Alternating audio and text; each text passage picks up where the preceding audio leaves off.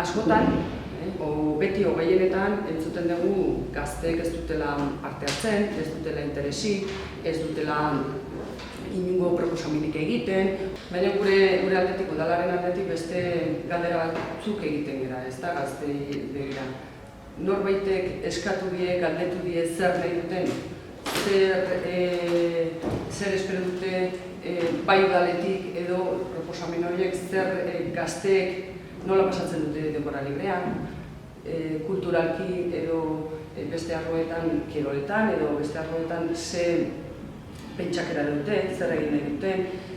Hori da guk azken batean prozesu honen bitartez abiatu nahi duguna beraiekin. Hau da, beraiei galdetu zer nahi duten. Ni teknikoki bi helburu xume baino importanteak. Batetik metodologikoki lanabez berri bat da, guretzat, gazteengana hurbiltzeko modu bat, eta bertatik espero dugu, kasu honetan, lan egiteko modu bat sortzearena. Helburua, noski gazteei galdetzea, eta hortik zer ateratzen den, zer maitzak, zer nolako proposamenak, eta proposamen freskoak izango dira, eta kontuan hartzekoak hortaz, pixka bat implementatzeko, etorkizunean, udalean, izan daitezkeen, ekintzeko. Ondo egingo udalak gazteriari begira jarritako diru partida modu parte hartzailean eta gazteekin batera erabakitzea edo gazteek beraiek izatea erabaki hori hartzen dutela.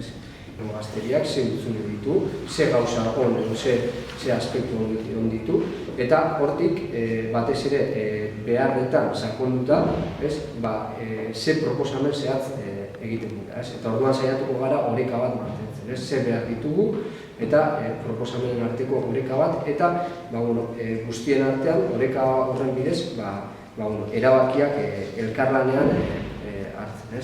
Lehenengo fasea izango da autodiagnostiko edo gazteriaren diagnostikoaren fasea, bigarrena izango da autodiagnostiko horretatik atera diren behar eta batez ere atera diren proposamen horien nolabaiteko sailkapena egitea. Hau da, ditugu behar hauek, daude proposamen hauek, nola erabakiko ditugu, eta hirugarren fasean izango dira erabaki zehatzak hartzea. Gero, hori ezagutaraziko dugu, kalera begira, batetik parte hartu duten gazteei begira, baina gero herritarrei begira.